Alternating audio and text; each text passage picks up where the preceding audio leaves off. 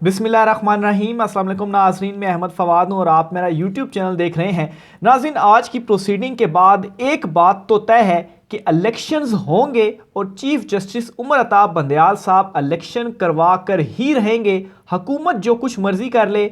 आज की प्रोसीडिंग क्यों बहुत ही ज़्यादा इंपॉर्टेंट है, कुछ अहम रिमार्क्स हैं और जिस तहम्मुल मिजाजी के साथ, जिस ग्रेसफुल और सोबर स्टाइल में चीफ जस्टिस उमर अता बंदयाल साहब की जानिब से ये मुकदमा लेकर वो चले हैं। हालांकि बीच में ये क्रिटिसिज्म या सवालात उठाए गए थे कि जो कुछ नून लीग इस वक्त कर रही है, चीफ जस्टिस उमर अता बंदयाल साहब बड़ी आसानी से उस पर तौहीन अदालत का नोटिस भी ले सकते हैं और सबको तलब भी कर सकते हैं। लेकिन ऐसा करने से हालात मजीद संगीनी की तरफ जाते तो उमर अता बंदयाल साहब का बुनियादी तौर पर जो आज की प्रोसीडिंग और ओवरऑल जो मामलात अभी तक चल रहे हैं, यही चीज़ सामने आ रही है कि असल जो मुद्दा है वो ये है कि इलेक्शन होने चाहिए। बाकी अगर किसी चीज़ में अगर पढ़ेंगे तो उससे क्या होगा कि असल मुद्दे की तरफ से जो तवज्जो है वो हट जाएगी। तो इस वक्त चीफ जस्टिस उमर अता बंदयाल साहब जो फोकस भी हैं और जो केस भी है सारा वो भी इलेक्शंस का ही है। और आज की प्रोसीडिंग के बाद ये आप कह सकते हैं कि इलेक्शंस होने जा रहे हैं और उमर अता बंदयाल साहब इस चीज़ को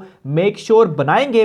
अलबत्ता एक चीज़ है कि 30 तारीख को शायद इलेक्शंस ना हो, क्योंकि वक्त थोड़ा सा निकल चुका है। और चीफ जस्टिस साहब ने भी आज ये अंदिया भी अपने रिमार्क्स के ज़रिए दिया कि ठीक है, थोड़ा बहुत अगर मज़ीद लेट हो जाता है तो कोई मसला नहीं है, लेकिन ये बात कि 8 अक्टूबर तक मामलात को इलेक्शन के लेकर जाया जाए, ऐसा नहीं होने जा रहा। दूसरी तरफ नाज़रीन, आज ये हुआ है कि आज फुल तैयारी थी मुस्लिम लीग नून की कि वो प्रेशराइज करें चीफ जस्टिस उमर अता बंदयाल साहब को। आज जो है वो मरियम औरंगज़ेब भी सुप्रीम कोर्ट ऑफ पाकिस्तान पहुंची, अता तर्ड भी पहुंचे, राना सनाउल्लाह भी पहुंचे। अनएक्सपेक्टेड लोग जो थे, जो कि आ ही नहीं रहे थे, वो भी आज अदालत में पहुंचे और उन्होंने कुछ बयानात भी दिए, जिनमें एक राना सनाउल्लाह का बयान था। इनडायरेक्टली उन्होंने ये कहा कि इलेक्शन का फैसला अगर चीफ जस्टिस उमर अता बंदयाल साहब की जानिब से आता है तो वो इस फैसले को मानेंगे ही नहीं।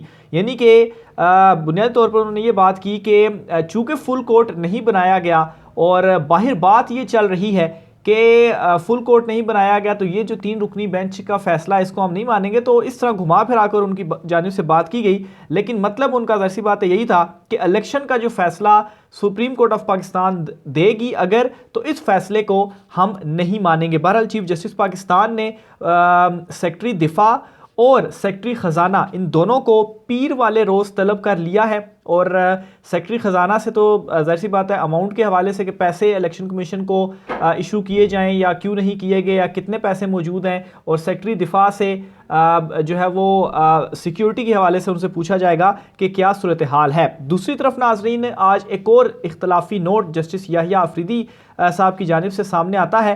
बहरहाल इख्तलाफी नोट इससे पहले भी आए हैं, अभी भी आए हैं। वो इख्तलाफी नोट होते हैं, हर जज की अपनी जो राय है वो उसमें वो देते हैं। लेकिन इस इख्तलाफी नोट में भी ये बात सामने आ गई है कि आज खुद नोटिस के ऊपर ज़रूर उन्होंने सवालात उठाए हैं जस्टिस याहिया अफरीदी साहब की जानिब से, लेकिन वंस अगेन इलेक्शन 90 दिन के अंदर होंगे, आइन ये कहता है। इस पर नहीं कहा गया, इस पर कुछ भी नहीं लिखा गया, जो कि असल सवाल है इस वक्त सुप्रीम कोर्ट ऑफ पाकिस्तान के सामने कि आइन में अगर लिखा हुआ है और अगर आप ये समझते हैं इवन के जो दीगर जजेस जो बेंच से अलहदा भी हुए हैं तो और इख्तलाफी नोट भी लिखा है, तो उन्होंने भी ये नहीं लिखा कि आइन कि 90 दिन के अंदर इलेक्शन नहीं होंगे। ये बार बार मैं आपको बात इसलिए बता रहा हूँ क्योंकि इख्तलाफी नोट बार बार आ रहे हैं। लास्ट व्लॉग में भी मैंने आपको बताया था, क्योंकि उस वक्त जस्टिस अमीनुद्दीन साहब का इख्तलाफी नोट सामने आया था और अब जस्टिस याहिया अफरीदी का ये लेटेस्ट जो इख्तलाफी नोट है वो सामने आया। तो उस इख्तलाफी नोट में भी इस हवाले से जिक्र नहीं है, बस आज खुद नोटिस के ऊपर एतराज़ है। तो वो तो मामला ही नहीं है और उस मामले की बहस में इस वक्त पढ़ने की भी ज़रूरत नहीं है। फोकस जो है वो सिर्फ इलेक्शंस के ऊपर होना चाहिए। आज की अहम प्रोसीडिंग जो है इस पर कुछ तफसीलात हैं वो मैं आपके सामने रखना चाहूँगा। सबसे पहले तो कुछ बड़े इंपॉर्टेंट रिमार्क्स हैं वो आपके सामने रखूँगा, और फिर इमरान खान साहब कैसे सुप्रीम कोर्ट ऑफ पाकिस्तान के साथ खड़े हो गए हैं। उन्होंने एक कॉल दे दी है जो उनके कारकुनान हैं अवाम को कि वो तमाम बाहर निकलें और सुप्रीम कोर्ट ऑफ पाकिस्तान के साथ वो खड़े हो जाएं, क्योंकि इस वक्त ज़रूरत भी है कि अवाम सुप्रीम कोर्ट ऑफ पाकिस्तान के साथ खड़ी हो जाए और सुप्रीम कोर्ट ऑफ पाकिस्तान आइन के मुताबिक जो वो मामलात को देख रहा है और जो दबाव डालने की उनके ऊपर कोशिश की जा रही है, तो जब अवाम उठ खड़ी होगी और अवाम सुप्रीम कोर्ट ऑफ पाकिस्तान के साथ खड़ी होगी तो यकीनी तौर पर इससे भी जो एक सपोर्ट है वो मिलेगी सुप्रीम कोर्ट ऑफ पाकिस्तान को, और मज़ीद बेहतर अंदाज में वो जो दबाव ऑलरेडी मुस्तरद कर दिया उमर अता बंदयाल साहब की, चीफ जस्टिस उमर अता बंदयाल साहब की जानिब से जो उनके ऊपर दबाव डाला जा रहा था। ख़ास तौर पर आज की प्रोसीडिंग के बाद बहुत सारे लोग जो ये कह रहे थे कि इलेक्शंस अब होते हुए नज़र नहीं आ रहे, बेशक सुप्रीम कोर्ट से भी फैसला आ जाए, लेकिन वो भी अब ये कह रहे हैं कि नहीं, आज की प्रोसीडिंग के बाद अब लग रहा है कि सुप्रीम कोर्ट इलेक्शंस का कहेगी और फिर इलेक्शंस करवाने पड़ेंगे। कुछ इंपॉर्टेंट रिमार्क्स हैं, तकरीबन ये 1.5 घंटे के करीब ये समाज चलती रही है। पहले तो बेंच टूटा, फिर 2 बजे समाज शुरू हुई और फिर उसके बाद ये समाज जो है वो 3:30 के करीब आगे तक चलती रही। लेकिन कुछ इंपॉर्टेंट चीज़ें, पूरी समाज के ऊपर तो नहीं जाऊँगा, लेकिन जो इंपॉर्टेंट चीज़ें हैं वो मैं आपके सामने रखता हूँ। कुछ इंपॉर्टेंट जो रिमार्क्स हैं इनमें सबसे पहले तो चीफ जस्टिस उमर अता बंदयाल साहब की जानिब से जो रिमार्क्स हैं वो मैं आपके सामने रखता हूं, और ये भी बताऊंगा कि आज दौरान समाज चीफ जस्टिस साहब आबीदा भी हो गए थे, वो क्या रीज़न थी उस पर भी मैं आपको बताऊंगा। तो चीफ जस्टिस उमर अता बंदयाल साहब की जानिब से आज दौरान समाज ये रिमार्क्स सामने आए हैं कि सियासी मामलात और सुनी सुनाई बातों पर निशाना जजिस को बनाया जा रहा है। सुप्रीम कोर्ट मुतहिद थी, कुछ मामलात में अब भी है। अहम ओहदों पर तैनात लोग किस तरह अदलिया को निशाना बना रहे हैं। मुझे कहा जा रहा है कि एक और जज को सज़ा दूं, जाकर पहले उन शवाहिद का जायज़ा लें। तो ये ऑडियो लीक्स के हवाले से और जो इस वक्त जजिस के अंदरूनी खिलाफात के हवाले से बातचीत चल रही है उस पर ये रिमार्क सामने आए। मज़ीद चीफ जस्टिस साहब की जानिब से कहा गया कि ऑडियो लीक की बुनियाद पर कैसे निशाना बनाया जा सकता है, कानून पर बात करें तो मैं बतौर जज सुनूंगा, मेरे जजिस के बारे में बात करेंगे तो मेरा सामना करना पड़ेगा। जो कुछ किया पूरी ईमानदारी से अल्लाह को हाजिर नाजिर जानकर किया। यानी कि खाली ऑडियो लीक्स की बुनियाद पर, और वो ऑडियो दुरुस्त भी हैं या दुरुस्त नहीं भी हैं, उसके सबूत वगैरह हैं या नहीं हैं, और अदालत तो कानून को देखती है, लेकिन उन बुनियाद के ऊपर जो निशाना बनाया गया, और जाहिर सी बात निशाना किसने बनाया था, मरीम नवाज़ की जानिब से, तो ये उस तरफ जो इशारे थे वो चीफ जस्टिस साहब के इन रिमार्क्स में मिलते हैं। मज़ीद उन्होंने ये कहा कि कौम, आइन और जमहूरियत के तहफ़्फ़ुज़ के लिए सड़कों पर आने के लिए तैयार रहे। अच्छा, ये सॉरी इमरान खान साहब का है। इमरान खान साहब ने भी आज एक इंटरव्यू दिया है और उस इंटरव्यू में इमरान खान साहब ने एक कॉल दी है, इसकी डिटेल्स भी मैं आपको बताता हूँ। बहरहाल इसमें इमरान खान साहब ने ये कह दिया कि कौम, आइन और जमहूरियत के तहफ़्फ़ुज़ के लिए सड़कों पर आने के लिए तैयार रहे। आइन के ख़िलाफ़ इस साजिश की मुखालफत करने वाली सियासी जमातों से बात करेंगे।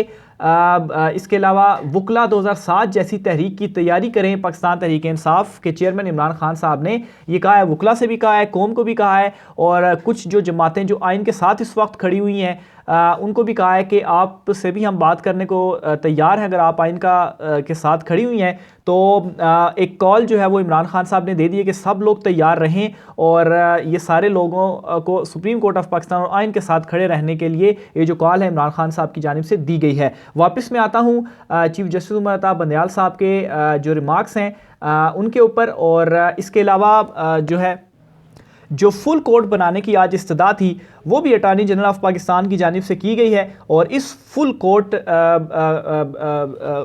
का जो बेंच है ये तश्कील देने के हवाले से चीफ जस्टिस उमर अता बंदयाल साहब और जो दीगर 2 जजेस हैं उन्होंने ये इस्तदा भी आज मुस्तरद कर दी है। तो फुल कोर्ट का ये जो शोर था वो भी अब ख़त्म हो चुका है, क्योंकि चीफ जस्टिस साहब ने ये इस्तदा, सुप्रीम कोर्ट ऑफ पाकिस्तान ने ये जो इस्तदा है उसे मुस्तरद कर दिया है। और साथ ही साथ आज इसका ये भी हुआ है कि सुप्रीम कोर्ट ने सेक्रेटरी ख़जाना और सेक्रेटरी दिफा इन दोनों को पीर के रोज़ तलब कर लिया है, और चीफ जस्टिस साहब की जानिब से कहा गया है कि आपके पास वसाइल नहीं है तो वसाइल का बंदोबस्त करेंगे। ये जो है वो ख़जाना के हवाले से कि अगर आपके पास पैसे नहीं हैं तो इस हवाले से तजावीज़ कुछ सामने आ भी गई थी कि जो तनख्वाहें हैं उनमें अगर कुछ परसेंटेज कटौती कर दी जाए तो पैसे जो हैं वो आ जाएंगे, और 20-21 अरब या 25 अरब को इतनी बड़ी अमाउंट नहीं होती हुकूमत के लिए कि वो इलेक्शन कमीशन को जारी ही ना करे। इसके अलावा दहशतगर्दी के हवाले से चीफ जस्टिस साहब ने ये रिमार्क्स दिए कि सिर्फ ये कहना काफ़ी नहीं कि मुल्क में दहशतगर्दी है, दहशतगर्दी तो 90 की दहाई से है। तो अब ये तो नहीं कहा जा सकता कि अगर 90 की दहाई से इलेक्शन है तो 90 के बाद कितनी मरतबा इलेक्शन हो चुके हैं, तो अब आप ये नहीं कह सकते कि इलेक्शन ही हम नहीं होने देंगे। तो दहशतगर्दी का भी सामना करना है और जो बजट के मामलात हैं उनको भी देखना है, लेकिन जो इलेक्शन है वो भी हमने करवाने हैं। और इस हवाले से चीफ जस्टिस ने कहा कि सबको दोनों को बुला भी लिया, ख़जाना और दिफा को, और ये तमाम तर जो मामलात हैं वो मंडे वाले दिन तय होने जा रहे हैं। इसके अलावा नाजरीन, आज पाकिस्तान तहरीक इंसाफ ने एक यकीन दहानी सुप्रीम कोर्ट ऑफ पाकिस्तान में करवा दी है, और ये यकीन दहानी ये है कि पाकिस्तान तहरीक इंसाफ ने सुप्रीम कोर्ट को इलेक्शन में पुरअमन रहने की यकीन दहानी करवाई है। पीटीआई के खिलाफ हुकूमती जबर जारी है, यकीन दहानी जमहूरियत की बका के लिए करा रहे हैं। इलेक्शन मुहिम और पोलिंग डे पर बाकी तमाम जमातों की तरह पीटीआई भी पुरअमन रहेगी। तो ये जो एक यकीन दहानी थी, बड़ी ज़रूरी यकीन दहानी थी, पाकिस्तान तहरीक इंसाफ की जानिब से आज अदालत में ये यकीन दहानी भी करा दी गई है। अब मैं आता हूँ चीफ जस्टिस पाकिस्तान आज अब्दीदा क्यों हुए, इस पर भी कुछ अहम चीज़ें हैं वो भी मैं बताऊंगा, क्योंकि काफ़ी ज़्यादा जो क्रिटिसिज्म था वो किया जा रहा था, और शायद इसी वजह से ही इमरान खान साहब ने एक कॉल भी दी है अवाम को, कारकुनान को, कि आप सब जो है वो तैयार रहें, हमने सुप्रीम कोर्ट ऑफ पाकिस्तान और आइन के साथ खड़े होना है। तो आज दौरान समात वो लम्हा भी आया कि जब चीफ जस्टिस पाकिस्तान ने ये रिमार्क्स दिए कि मेरा दिल भी है, मेरे भी जज्बात हैं, जो कुछ किया अल्लाह को हाजिर नाजिर जानकर किया। ऑडियो लीक पर जस्टिस मुजाहिर नकवी को कैसे तनकीद का निशाना बनाया गया, मेरे जजिस के बारे में बात करेंगे तो मेरा सामना करना पड़ेगा। तो ये चीफ जस्टिस साहब की जानिब से जो रिमार्क्स थे वो सामने आए, और इन रिमार्क्स के दौरान चीफ जस्टिस साहब जज्बाती हो गए थे, और जज्बाती होने की वजह से आवाज़ उनकी जो थी वो भर आई थी, जिसकी वजह से ये कहा जा रहा है कि चीफ जस्टिस जो है वो भरी अदालत में आज अब्दीदा हो गए। तो ये इसके बाद फिर इमरान खान साहब ने जो एक इंटरव्यू भी दिया है, उस इंटरव्यू में भी इमरान खान साहब ने ये कहा है अवाम को कि आप तैयार रहें, और हम जो कॉल है वो दे रहे हैं। और उसमें ख़ास तौर पर इमरान खान साहब ने वकला को ये कहा है कि 2007 में भी आपने एक तहरीक चलाई थी, वकला तहरीक चलाई थी, और फिर उसके बाद आज भी आपने तैयार रहना है तहरीक के लिए, और कभी भी इमरान खान साहब ये जो कॉल है वो दे देंगे। बहरहाल अब 2 दिन है, 2 दिन के बाद यानी कि हफ्ता और इतवार, उसके बाद दोबारा से प्रोसीडिंग शुरू होगी, और लग ऐसा ही रहा है कि मंडे वाले दिन कुछ अहम डेवलपमेंट हो जाएगी, क्योंकि चीफ जस्टिस पाकिस्तान ने आज की प्रोसीडिंग में ये भी जो इशारे हैं वो दिए हैं। मज़ीद नाज़रीन ये कि आज प्रेसिडेंट की जानिब से एक और अहम स्टेप भी उठाया गया है। जस्टिस काजी फायज़ ईसा के खिलाफ एक रिव्यू पिटीशन जो थी वो वापस लेने के लिए शहबाज शरीफ ने उनको भेज दी थी, तो प्रेसिडेंट ऑफ पाकिस्तान सदर आरिफ अलवी की जानिब से ये मंजूर कर ली गई है एडवाइस वज़ीर-ए-आज़म की, और जस्टिस काजी फायज़ ईसा के अगेंस्ट जो रिव्यू पिटीशन थी वो वापस हो गई है। अब बाकायदा तौर पर जो प्रोसीजर है वो भी इसका मुकम्मल कर लिया गया है। दूसरी तरफ आज शाह महमूद कुरैशी की जानिब से भी जो है वो ये अपने बयान के ज़रिए उन्होंने सुप्रीम कोर्ट ऑफ पाकिस्तान के साथ खड़े होने का जो एक अंदिया है वो भी दिया, और उन्होंने कहा है कि चीफ जस्टिस को मुस्लिम लीग नून की ख्वाहिशात पर तवज्जो नहीं देनी चाहिए, बल्कि आइन और कानून के जो पाबंद हैं वो रहें, सुप्रीम कोर्ट के कवानीन और अंदाज का एहतराम करना चाहिए। तो ये सुप्रीम कोर्ट ऑफ पाकिस्तान को एक शाह महमूद कुरैशी की जानिब से जो पैगाम है वो भी भेज दिया गया है। आखिर में नाजरीन एक और अहम डेवलपमेंट है, एक बल्कि रिपोर्ट है, वो मैं आपके सामने रखना चाहूँगा कि किस तरीके से जो शरीफ ख़ानदान है माजी इनके हवाले से भरा पड़ा है। बहरहाल कुछ जजिस के हवाले से एक ये रिपोर्ट सामने आई कि कैसे ये माजी में उन पर जो नवाज़शात हैं वो करते रहे थे। तो उन्वान इसका कुछ इस तरीके से है कि माजी में नून लीग किन रिटायर्ड जजिस पर नवाज़शात की हैं, इनमें से 2-3 की जो तफसीलात हैं वो इस रिपोर्ट में सामने आई हैं, और इनमें इस रिपोर्ट के मुताबिक जस्टिस सईदुज़्ज़मा सिद्दीकी ने चीफ जस्टिस सज्जाद अली शाह की बरतरफी में अहम किरदार अदा किया, जिसके बाद नून लीग ने 2008 में इन्हें अपना सदारती उम्मीदवार बनाया और 2018 में गवर्नर सिंध बनाया। तो ये जस्टिस सज्जाद अली शाह जो 97 वाला जो सारा मामला हुआ था। फिर दूसरे नंबर पर जस्टिस रफ़ीक तारड़ पर यह इल्ज़ाम है कि उन्होंने नवाज शरीफ के कहने पर जस्टिस सज्जाद अली शाह की बरतरफी में अपना किरदार अदा किया। रफ़ीक तारड़ को नून लीग ने पहले सेनेटर बनाया और बाद अज़ां सदर पाकिस्तान भी बनाया। इसके अलावा नाज़रीन चीफ जस्टिस गिलगित बल्तिस्तान राना शमीम जो कि नवाज शरीफ के दौर में 2015 में चीफ जज गिलगित बल्तिस्तान के तौर पर तैनात हुए, और इसके बाद वो अचानक नमूदार हुए और नवाज शरीफ के हक में एक हल्फनामा सामने लाया गया जिसमें उन्होंने साबिक चीफ जस्टिस साकिब निसार पर इल्ज़ाम लगाए कि वो नवाज शरीफ और मरीम नवाज की रिहाई नहीं चाहते थे। और ये राना शमीम वाला जो इंसिडेंट है ये तो भी बिल्कुल रिसेंटली है, उसको हमने खुद भी कवर किया। इसके अलावा राना शमीम के बेटे ने शरीफ फैमिली की कुर्बतों का भी एतराफ़ किया था। जज एजाज अवान जिन्होंने शहबाज शरीफ को मनी लॉन्ड्रिंग के मुकदमे में बरी किया था, इन्हें शहबाज शरीफ ने रिटायरमेंट के बाद इंफॉर्मेशन कमिश्नर तैनात कर दिया है। इसी तरह साबिक जज खलीलुर रहमान जो हैं उन पर भी जो नून लीग की जानिब से नवाज़शात हैं वो की गई हैं। इनके भाई को कई बार नून लीग का टिकट दिया गया। इमरान खान ने 2013 में खलीलुर रहमान पर सरकारी मशीनरी के साथ मिलकर धांधली के इल्ज़ामात जो है वो लगाए गए थे। इसी तरह सेशन कोर्ट, जुडिशल मजिस्ट्रेट की अदालतों के जजों और मजिस्ट्रेट्स की लंबी फहरिस्त है जिन्हें शरीफ ख़ानदान ने नवाजा है। तो ये एक रिपोर्ट थी जो कि बड़ी इंपॉर्टेंट रिपोर्ट थी, क्योंकि 97 का जिक्र बहुत ज़्यादा चल रहा है, तो उसकी डिटेल भी मैं आपको बता चुका हूँ, लेकिन ये मज़ीद कुछ तफसीलात मैंने सोचा आपके साथ ये भी शेयर कर दूँ। राय का इज़हार कीजिएगा। आज की व्लॉग से मुझे इजाज़त दीजिए। अल्लाह हाफ़िज़।